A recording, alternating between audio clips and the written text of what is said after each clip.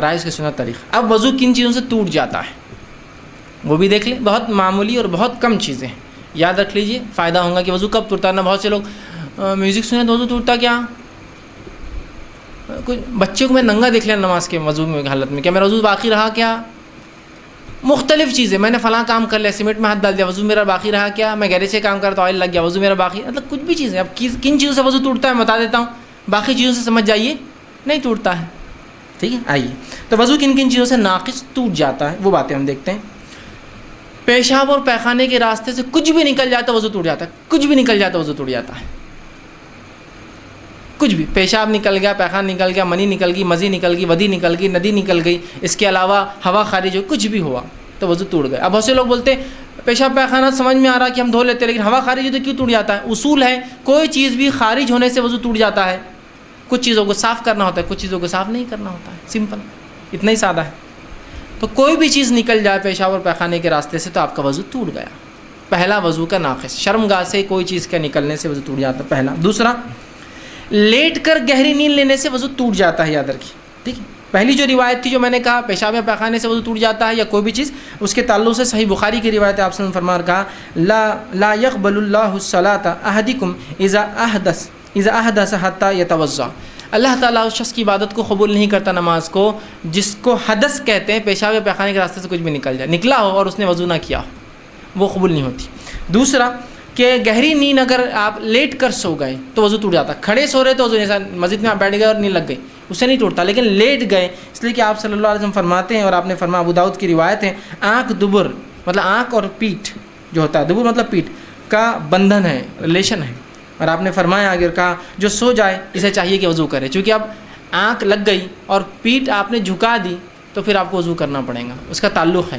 اگر آپ سیدھے بیٹھے ہیں تو دیکھیے، اگر آپ سیدھے بیٹھے ہیں اور نیند لگ گئی تو آپ کی ہوا خارج ہونے کے امکانات بالکل نہیں ہوتے ہیں۔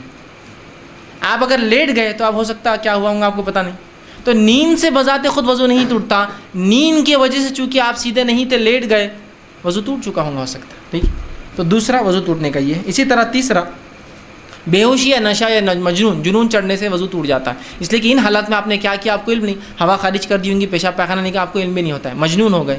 کسی کو ہوتا نا دورے پڑ جاتے جنون کے، کچھ لوگ ہوتے ہیں جو نشہ کر لیا کسی نے، یا ٹھیک بے ہوش ہو گئے، تو ان میں وضو نہیں رہتا، پھر آپ کو وضو کرنا ہوگا، تیسری چیز، ٹھیک۔ اسی طرح چوتھی چیز، ہتھیلی کو کھلا بغیر کپڑے کی آڑ سے شرمگاہ کو لگا دینا، اور شرمگاہ سے مراد اگلا اور پچھلا دونوں حصہ ہوتا ہے، بغیر کپڑے کے اپنی شرمگاہ کو، دونوں میں سے کوئی بھی ہتھیلی، شرمگاہ کو ہاتھ لگا لینے سے وضو ٹوٹ جاتا ہے، یاد رکھیں۔ یہ مسئلہ عورتوں کے لیے بھی ہے کہ بچوں کو جب وہ خود تو نہیں، بچوں کو ڈائپر بدلا رہی ہے، بچوں کو پیشاب پیخانہ کیا تو ان کا وضو ٹوٹ جائے گا، اس لیے کہ اگر ان کی شرمگاہ کو ہاتھ لگاتی ہے تو ٹوٹ جائے گا۔ احتیاط کرنا ہے تو گلاؤز پہن کے کرے پھر، تاکہ وضو باقی رہے، لیکن اگر ہاتھ سیدھے لگائیں گی شرمگاہ اپنی یا کسی اور کی شرمگاہ کو ہاتھ لگنے سے، ہتھیلی کھلا، لیکن کپڑے پہ سے نہیں، کپڑے پہ سے لگنے سے کوئی نہیں، کھلا نیوڈ جس کو کہیں گے، کچھ بھی اس پہ لگا ہوا نہیں اور لگ گیا سیدھے تو آپ کا وضو ٹوٹ جاتا ہے ہتھیلی کے لگنے سے، اس لیے کہ یہ سنن ترمذی کی روایت ہے، جو اپنی شرمگاہ کو بغیر کسی کپڑے وغیرہ کے ہاتھ لگائے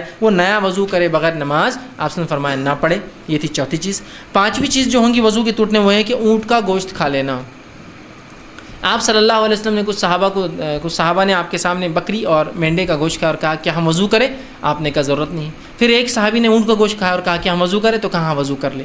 اسی طرح آپ صلی اللہ علیہ وسلم کو دیکھا کہ آپ نے جب اونٹ کا گوشت کھایا تو آپ وضو کرتے، اس کے بغیر نماز نہ پڑھتے، تو اونٹ کا گوشت کھانے سے وضو ٹوٹ جاتا ہے۔ اسی لیے بہت سے لوگ اگر دعوت دیتے ہیں اور اونٹ کا گوشت ہو تو ان کو بولنا پڑے گا اونٹ کا گوشت تھا، تاکہ جو لوگ وضو سے ان کو پھر سے وضو اب دہرانا ہوگا، ٹھیک ہے۔ تو یہ تھے وہ چیزیں جن سے وضو ٹوٹ جاتا ہے، بس اتنی ہی۔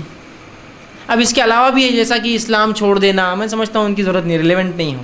ایک مسلمان کے لیے بات ہو رہی ہے تو ارتداد، کوئی اسلام کو چھوڑ دے تو وضو کی ہر چیز اس کی ختم ہو جاتی ہے۔